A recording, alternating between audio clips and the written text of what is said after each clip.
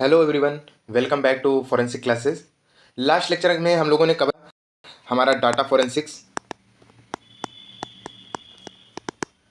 और हमारा cyber forensics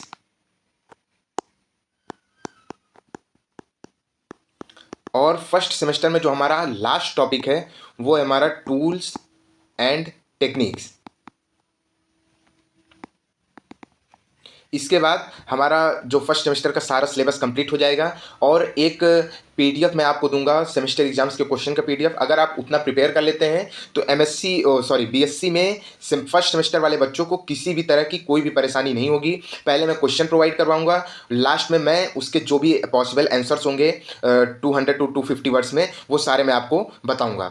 बिना देर करते हुए चलिए शुरू करते हैं हमारा आज का टॉपिक जो कि है tools and techniques in forensic science. So अगर बात करें टूल्स एंड टेक्निक्स की तो forensic science is the application of scientific methods and techniques to investigate crimes and analyse evidence. अब यहाँ पे डिफिनेशन दे रहा है। डिफिनेशन की बात हम लोगों ने पहले कर चुकी है कि फॉरेंसिक साइंस वह विज्ञान है जो अपराधों की जांच करता है और साक्ष्य का विश्लेषण करके उसे वैज्ञानिक तरीकों से पुष्ट करता है और कोर्ट में प्रस्तुत करता है। लेकिन ये जो प्रोसेस होता है इसमें जो भी टूल्स और टेक्निक्स की ज़रूरत होती है आज हम उसी के बारे में पढ़ेंगे और यही हमारा आज का टॉपिक रहेगा, tools and techniques of forensic science. पहले बात करें क्राइम टूल्स की। तो क्राइम टूल्स में जो हमारा होता है क्राइम सीन किट होती है जो कि यूज की जाती है, जो भी फॉरेंसिक डॉक्टर्स होते हैं क्राइम सीन पे यूज करते हैं। उसमें आपका आता है tools like gloves, tweezers, scalpel, swabs, evidence bags, measuring tape and markers. Crime scene kit में दस्ताने हो गए, टूथपिक हो गया, स्कैल्पेक्स हो गया, स्वैप्स हो गए और सबूत के थैले जो भी टेप वगैरह होता है। बात करें अगर ट्वीजर्स क्या होता है तो ये आपका ट्वीजर्स है। ट्वीजर्स से आप इमेज में ध्यान से देख रहे होंगे, ये आपका स्कैल्पल है। अगर हम बात करें स्कैल्पल की तो आपने अभी एक हाल ही में सीरीज आई थी जस्टिस करके है जिसमें इसी स्कैल्पेल का यूज करके एक डॉक्टर मर्डर कर देता है। तो उसमें इसके बारे में अच्छे से बताया। अगर आप वेब सीरीज वगैरह देखते होंगे तो स्कैल्पेल का मतलब समझते होंगे कि स्कैल्पेल क्या होता है। ये हमारा होता है स्वैब। स्वैब काफ़ी सारे बच्चे जानते हैं, काफ़ी सारे नहीं भी जानते, तो बता दूं कि ये स्वैब होता है जब भी किसी क्राइम सीन पे कोई ड्राई ब्लड होता है तो उसे इस चीज़ का यूज करके सैंपल कलेक्ट किया जाता है। नेक्स्ट है हमारा फिंगरप्रिंट किट्स। अब फिंगरप्रिंट में किट में क्या आता है, हमारा powder, brushes, lifting tapes and magnetic powders for developing latent fingerprint. अब फिंगरप्रिंट में जो भी छुपे हुए फिंगरप्रिंट होते हैं उसको बनाने के लिए, उसको विकसित करने के लिए पाउडर का यूज होता है, ब्रश का यूज होता है, लिफ्टिंग टेप का यूज होता है और मैग्नेटिक पाउडर एक होता है। वो सारी चीज़ें इसमें शामिल होती हैं। इसके बाद बात करें हम, लाइट सोर्सेज भी इसमें होती हैं। लाइट सोर्सेज भी यूज होती हैं जो कि आपकी UV lights, alternate lights and lasers are used to detect bodily fluids, fiber and other trace evidence invisible to the naked eye। अगर हम बात करें अपनी नग्न आँखों की तो प्रकाश जो स्रोत होते हैं हमारे, जैसे कि यूवी लाइट हो गई और जो वैकल्पिक जो प्रकाश हो गए हमारे या जो लेजर लाइट्स हो गए, इसका यूज करके जो भी हमारे तरल पदार्थ होते हैं जैसे फाइबर हो गया और जो भी अन्य सूक्ष्म साक्ष्य हो गए हमारे जो कि नग्न आँखों से हम नहीं देख सकते हैं, उसे इन लाइट्स का यूज करके, यूवी लाइट या एलएस या लेजर लाइट्स का यूज करके उसको विजुअल किया जाता है और उसके बाद उसे कलेक्ट किया जाता है। इसके बाद हमारा है एविडेंस कलेक्शन एंड प्रिजर्वेशन, साक्ष्य संग्रह और संरक्षण। बात करें हम अगर एविडेंस कलेक्शन की तो इसमें स्वैप्स, अभी मैं आपको ऊपर बताया हूँ, स्वैप्स एंड सैंपल किट्स का यूज होता है फॉर कलेक्टिंग बायोलॉजिकल सैंपल्स। कैसे, जो हमारा ब्लड होता है या सलाइवा होता है उसको कलेक्ट करने के लिए, अभी मैं ऊपर बताया आपको स्वैप का यूज क्यों होता है। नेक्स्ट है हमारा पैकेजिंग मटेरियल्स। पैकेजिंग मटेरियल्स की अगर हम बात करें तो paper bags, envelopes, plastic containers use to preserve evidence without contamination. अब इसमें क्या कह रहा है, जो भी हमारे साक्ष्य हैं उसको टच किए बगैर कलेक्ट करना है, कलेक्ट करने के लिए, ताकि उसमें जो आपका क्राइम सीन से कलेक्ट किया गया जो भी साक्ष्य है, जो भी एविडेंस है, उसमें किसी भी तरीके की छेड़छाड़ ना हो, उसके लिए इन पैकेजिंग मटेरियल्स का यूज किया जाता है। नेक्स्ट है हमारा चेन ऑफ कस्टडी डॉक्यूमेंटेशन। अब बात करें इसकी तो to ensure evidence integrity from collection to court presentation. Collection से लेके कोर्ट तक जो आपका सबूत है वो कलेक्शन से कोर्ट तक पहुंचने के बीच में कोई छेड़छाड़ ना हो, इसकी भी एक रिपोर्ट तैयार होती है जिसको बोलते हैं चेन ऑफ कस्टडी डॉक्यूमेंटेशन। मतलब कलेक्शन से लेके कोर्ट तक सबूत कब किसके पास गया, किसने टेस्ट किया, क्या चीज़ें कैसी हुई, ये सारी चेन ऑफ कस्टडी डॉक्यूमेंटेशन में क्लियरली मेंशन होती है। मतलब कोई भी सबूत से आप छेड़छाड़ नहीं कर सकते हैं। इसके बाद हमारा लेबोरेटरी इंस्ट्रूमेंट्स, बात करें लेबोरेटरी इंस्ट्रूमेंट्स में तो सबसे इंपॉर्टेंट और सबसे पहले हमारा है माइक्रोस्कोप्स। माइक्रोस्कोप्स में हमारे तीन होते हैं, एक कंपाउंड माइक्रोस्कोप होता है, एक स्टीरियो माइक्रोस्कोप होता है और एक कंपैरिजन माइक्रोस्कोप होता है। तो compound microscope use to view small forensic samples like hair fibres and sediments. अब कंपाउंड माइक्रोस्कोप का यूज किस लिए किया जाता है, जो भी हमारे बाल, फाइबर या जो भी छोटी छोटी चीज़ें होती हैं उनको, उनका जो नमूना होता है उसको इकट्ठा करने के लिए या उसको देखने के लिए, जो भी सैंपल्स आपने क्राइम सीन से कलेक्ट किया है उसकी जांच करने के लिए हम कंपाउंड माइक्रोस्कोप का यूज करते हैं लेबोरेटरी में। अब कंपाउंड माइक्रोस्कोप क्या होता है, ये आपका कंपाउंड माइक्रोस्कोप है।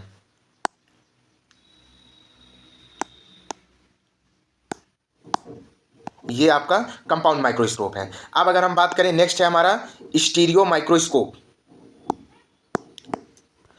अब स्टीरियो माइक्रोस्कोप क्या होता है, स्टीरियो माइक्रोस्कोप आपको ये दिखाता हूँ, ये आपका स्टीरियो माइक्रोस्कोप है, इसे बोलते हैं स्टीरियो माइक्रोस्कोप। अब स्टीरियो माइक्रोस्कोप क्या करता है, वस्तुओं की विस्तृत 3D जांच के लिए स्टीरियो माइक्रोस्कोप का यूज किया जाता है। ये समझ लीजिएगा, क्योंकि जब भी आप कहीं भी अगर आप इंटरव्यू वगैरह देने जाएंगे तो आपको ये सारी चीज़ें दिखाएंगे। अगर आप बीएससी होल्डर ऑलरेडी हैं, आप बीएससी कर रहे हैं, जब आप बीएससी कंप्लीट कर लेंगे तो आपको ये सारी चीज़ें वैसे भी लाइव में बताई जाएगी, लेकिन फिर भी मैं आपकी जानकारी के लिए इसको मेंशन कर दे रहा हूँ, बता दे रहा हूँ। ये है हमारा comparison microscope for side by side comparison of samples such as bullet, striations और फाइबर्स।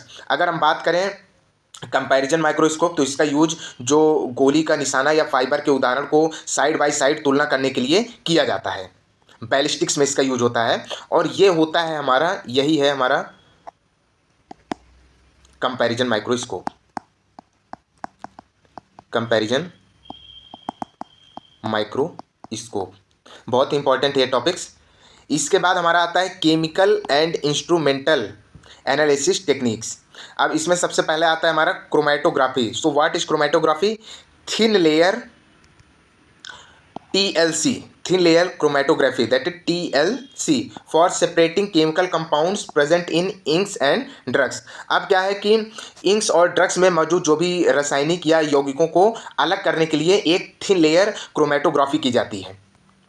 फिर आता है हमारा gas chromatography, that is GC, and liquid chromatography LC for deeper analysis of complex mixture like narcotics and poisons. अब इसमें क्या कह रहा है, जो भी आपके बहुत ही नशीले पदार्थ होते हैं या विषयुक्त पदार्थ होते हैं जिसमें जहर होता है, और जैसे जटिल मिश्रण, मतलब जो भी जब आप किसी कोई डेड बॉडी है और ऐसा पता लगता है कि वो जो है जहर खा के मरा हुआ है या फिर ड्रग ओवरडोज हुआ है, तो जब उसके पेट से जो सैंपल्स लिए जाते हैं या जो ब्लड सैंपल्स लिए जाते हैं उनमें से ये नारकोटिक्स और पॉइजन्स को अलग करना, ये गैस क्रोमेटोग्राफी और लिक्विड क्रोमेटोग्राफी में आता है, जो कि बहुत ही चैलेंजिंग हो जाता है फॉरेंसिक्स के लिए।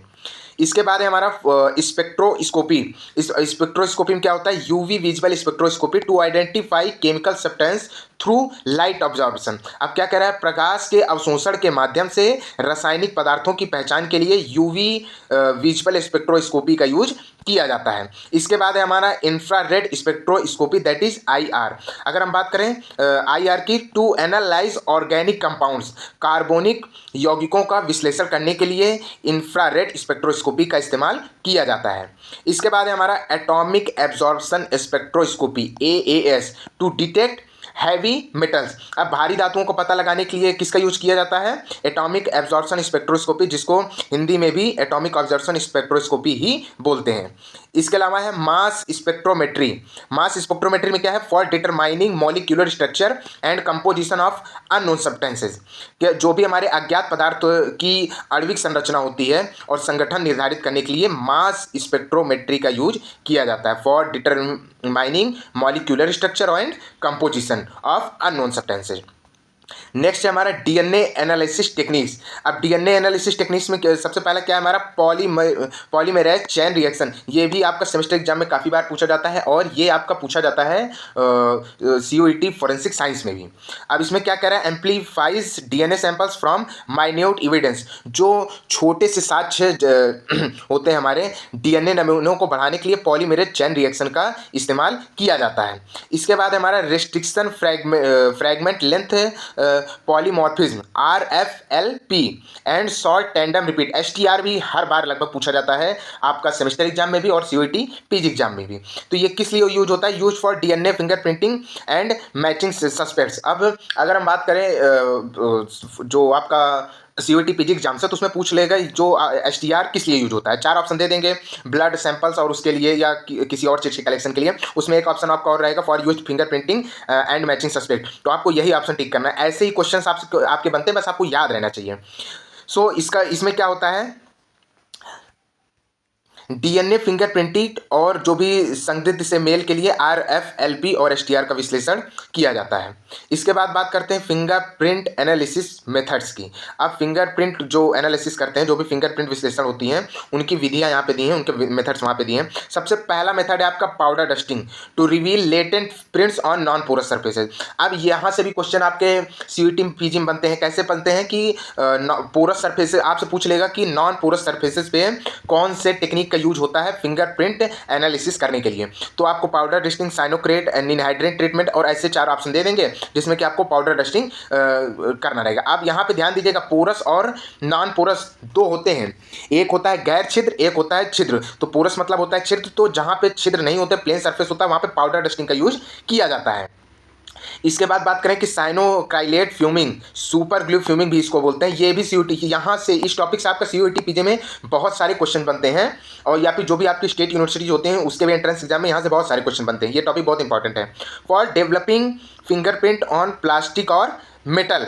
अब क्या कह रहा है, इसका इस्तेमाल किस लिए होता है? जो भी प्लास्टिक या धातु पर फिंगरप्रिंट विकसित होता है, जो भी फिंगरप्रिंट पड़े हुए रहते हैं, उसके कलेक्शन के लिए साइनोक्राइलेट फ्यूमिंग या सुपर ग्लू फ्यूमिंग भी बोलते हैं, इसका यूज किया जाता है।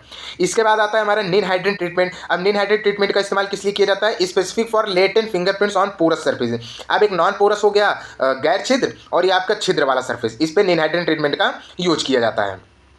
इसके बाद आता है हमारा digital and cyber forensic tools. तो डिजिटल और साइबर फॉरेंसिक्स अभी हम लोगों ने रिसेंटली पढ़ा है, लास्ट लेक्चर में पढ़ा है, तो काफ़ी आसानी हो गई ये टॉपिक कवर करने में। बात करें data recovery software for retrieving deleted और इनक्रिप्टेड डिजिटल एविडेंस। अब जो डाटा रिकवरी सॉफ्टवेयर है उसका इस्तेमाल किस लिए किया जाता है?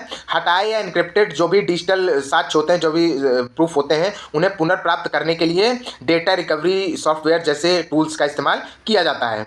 इसके बाद है हमारा network analysers to track and monitor cyber crime activities. अब नेटवर्क एनालाइजर का यूज किस लिए होता है? साइबर अपराध गतिविधियों को ट्रैक और मॉनिटर करने के लिए जिस सॉफ्टवेयर, जिस टूल का यूज होता है, उसे नेटवर्क एनालाइजर कहते हैं। इसके बाद है हमारा फॉरेंसिक इमेजिंग टूल्स। बात करें अगर फॉरेंसिक इमेजिंग टूल्स की, to create exact copies of digital devices without altering original data. अब इसमें क्या होता है, जो भी आपका ओरिजिनल डाटा होता है उसको बदले बिना डिजिटल डिवाइस की सटीक प्रतिलिपि, मतलब सेम टू सेम बनाने के लिए जो फॉरेंसिक इमेजिंग उपकरण का यूज किया जाता है, वो फॉरेंसिक इमेजेस टूल्स के द्वारा किया जाता है फॉरेंसिक साइंस में। इसके बाद है हमारा ballistics and tool mark examination. अब बैलिस्टिक्स में जान रहे हैं, हमारा जो भी गन वगैरह होता है वो सब आता है, जो भी गोली वगैरह चलती है या गन से रिलेटेड जितनी भी चीज़ें आपकी होती हैं वो बैलिस्टिक्स में आती हैं। इसमें आपका कंपैरिजन माइक्रोस्कोप का यूज होता है। कंपैरिजन माइक्रोस्कोप भी ऊपर बताया कि इसका मेन जो वर्क है वो इसी बैलिस्टिक्स में ही आपका और टूल मार्क एग्जामिनेशन में आता है। इसके बाद बात करें firing pin and chamber marks analysis to identify the weapon used. अब जो उपयोग किए गए जो हथियार होते हैं उनकी पहचान के लिए फायरिंग पिन और चैम्बर मार्क का विश्लेषण किया जाता है। इसके बाद है ट्रेजेक्ट्री एनालिसिस टूल। अब ट्रेजेक्ट्री एनालिसिस टूल में क्या होता है? Using lasers and protractors to determine bullet paths. अब जो भी गोलियों के मार्ग में निर्धारित करने के लिए लेजर और ट्रैक्टर का उपयोग प्रोटेक्टर का यूज किया जाता है। अब अगर बहुत सारे बच्चे ऐसा है कि CID तो सारे ही लोग देखे होंगे, जब CID हम देखते हैं तो उसमें जो आपके डॉक्टर सालुके रहते हैं वो बताते हैं कि इस एंगल से गोली चली है और यहाँ पे बिल्डिंग है और यहाँ पे अगर गोली चली है तो जो बॉडी का एंगल है, जिस एंगल से उस बॉडी के अंदर गोली चली है और जिधर से निकली है, वो एक लेजर लाइट की मदद से डायरेक्ट रिजेक्ट करते हैं और उसके बाद पता लगाते हैं कि गोली कौन सी बिल्डिंग से चली होगी, कौन से एंगल से चली होगी, या जो सस्पेक्ट है हमारा जो क्रिमिनल है वो बैठ के गोली चलाए या खड़े होकर गोली चलाया है। ये सब आपका ट्रेजेक्ट्री एनालिसिस टूल की मदद से पता लगता है। तो फॉरेंसिक साइंस जो है एक ही न्याय दिलाने में एक बहुत ही महत्वपूर्ण टूल है। तो फॉरेंसिक साइंस बहुत ही अच्छा है। जब तक फॉरेंसिक साइंस इंट्रोड्यूस नहीं हुआ था तब तक जो क्रिमिनल्स थे वो बच जाते थे और बहुत ही दिक्कत होती थी क्राइम को ढूंढने में, क्रिमिनल को ढूंढने में। इसके बाद है हमारा टॉक्सिकोलॉजी टेक्निक्स। अब टॉक्सिकोलॉजी टेक्निक्स की बात करें तो इसमें है केमिकल स्पॉट टेस्ट। अब इसमें क्या होता है, जो भी quick presumptive test for drug and poison, जो भी ड्रग्स और पॉइजन्स होते हैं या पॉइजन के जो पदार्थ होते हैं उनके त्वरित और अनुमानित रासायनिक परीक्षण के लिए टॉक्सिकोलॉजी टेक्निक्स में केमिकल स्पॉट टेस्ट का यूज किया जाता है। इसके बाद है हमारा क्रोमैटोग्राफिक एंड स्पेक्ट्रोस्कोपिक मेथड्स। अब इसमें क्या होता है, confirmatory test to detect toxins. ये भी हमारा CUET पीजी के एंट्रेंस टेस्ट में काफ़ी बार पूछा जाता है कि confirmatory test to detect toxins में कौन से मेथड्स का यूज होता है, तो that is chromatographic and spectrographic methods. इसके बाद है हमारा फोटोग्राफी एंड डॉक्यूमेंटेशन। अब फोटोग्राफी एंड डॉक्यूमेंटेशन की बात करें हम तो forensic photography equipment, high resolution camera for accurate crime scene documentation. अब इसमें कह रहा है कि जो भी हमारे अपराध हुए रहते हैं, सटीक अपराध स्थल अभिलेखन के लिए हाई रेजोल्यूशन कैमरे का यूज किया जाता है। इसके बाद है हमारा 3D क्राइम सीन रिकंस्ट्रक्शन। अब जो 3D पिक्चर होती है क्रिएट, जो हमारा क्राइम सीन होता है उसको 3D में रिकॉन्स्ट्रक्ट करते हैं, जिससे कि काफ़ी हेल्पफुल होता है क्रिमिनल का पता लगाने में। Using special software for reconstructing crime scenes, sketching and mapping tools for precise crime scene mapping. अब बात करें यूजिंग स्पेशल सॉफ्टवेयर, तो इसमें विशेष तरीके के सॉफ्टवेयर का उपयोग किया जाता है अपराध स्थल को 3D इमेजेस में पुनर्निर्माण करने के लिए। इसके बाद है हमारा sketching and mapping tools for precise crime scene mapping. अब क्राइम सीन मैपिंग के लिए यानी सटीक अपराध स्थल मानचित्रण के लिए स्केचिंग और मैपिंग का उपयोग किया जाता है। So these scientific tools and techniques form the backbone of the forensic investigation. जो भी ये आपके टूल्स हैं ये अब समझ लीजिए एक तरीके का बैकबोन है आपके इन्वेस्टिगेशंस के लिए, allowing forensic experts to provide accurate और reliable evidence for solving crimes and courtroom testimony के लिए। सो आज के लिए बस इतना ही। If you have learned anything from this video please share and subscribe this channel. Thank you.